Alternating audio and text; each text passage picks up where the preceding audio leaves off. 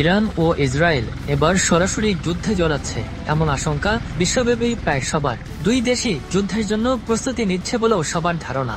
যেখানে ইসরায়েলের শক্তি নিয়ে প্রায়ই আন্তর্জাতিক গণমাধ্যমে খবর আসে, সেখানে ইরানের সামর্থ্যের খবর খুব একটা আসে না। দুটি দেশের সামরিক দিক থেকে খুব শক্তিশালী। সামরিক শক্তিধর দেশের শীর্ষ 20 দেশের মধ্যে রয়েছে দুই দেশই। সামরিক সক্ষমতায় র্যাঙ্কিংয়ে ইরানের অবস্থান 14তম আর ইসরায়েলের অবস্থান 17তম। প্রতিরক্ষা খাতে ইরান ও ইসরায়েল দুই দেশই প্রচুর অর্থ ব্যয় করে, তবে বাৎসরিক সামরিক বাজেটে ইরানের তুলনায় ইসরায়েলের ব্যয় দ্বিগুণেরও বেশি। ইসরায়েলের প্রতিরক্ষা বাজেট $2,440 কোটি, অন্যদিকে ইরানের বাজেট $995 কোটি।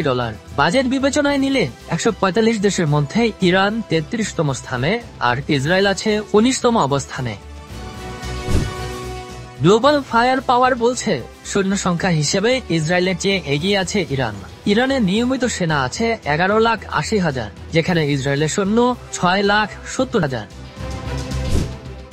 ইরানের মোট সামরিক বিমানের সংখ্যা 551টি আর ইসরায়েলের আছে 612টি। গ্লোবাল ফায়ার পাওয়ারের পরিসংখ্যান অনুযায়ী ইরানের হেলিকপ্টার আছে 129টি আর ইসরায়েলের 146টি। ট্যাঙ্ক ও সাজোয়াজানের দিক থেকে ইসরায়েলের চাইতে এগিয়ে আছে ইরান। ইসরায়েলের ট্যাঙ্ক আছে 1,370টি আর ইরানের 1,996টি। সাজোয়াজান আছে ইরানের 65,765টি আর ইসরায়েলের আছে 43,403টি। এছাড়া আর্টিলারি সক্ষমতায় এগিয়ে ইরান, যেখানে তাদের রকেট আর্টিলারি MLRS 775টি এবং সেলফ প্রপেলড আর্টিলারি 580টি।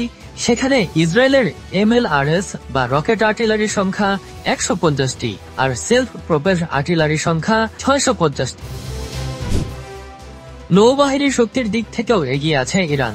দেশটি রয়েছে 101টি যুদ্ধ জাহাজ, ইসরায়েলের যুদ্ধ জাহাজ 67টি। ইরানের যুদ্ধ জাহাজের মধ্যে 7টি ফ্রিগেট এবং 21টি টহল জাহাজ। ইসরায়েলের কোনো ফ্রিগেট নেই, টহল জাহাজ আছে 45টি। সাবমেরিনের দিক থেকেও ইরান শক্তিশালী।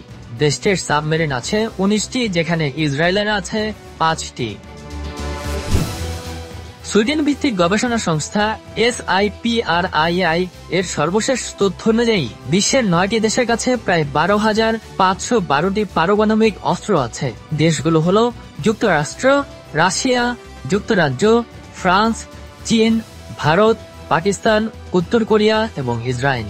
এই তালিকায় নাম নেই ইরানের, যদিও যুক্তরাষ্ট্র এবং ইউরোপীয় ইউনিয়ন দাবি করে আসছে যে ইরান তাদের ইউরেনিয়ামের মজুদ দিয়ে পারমাণবিক অস্ত্র তৈরি করছে।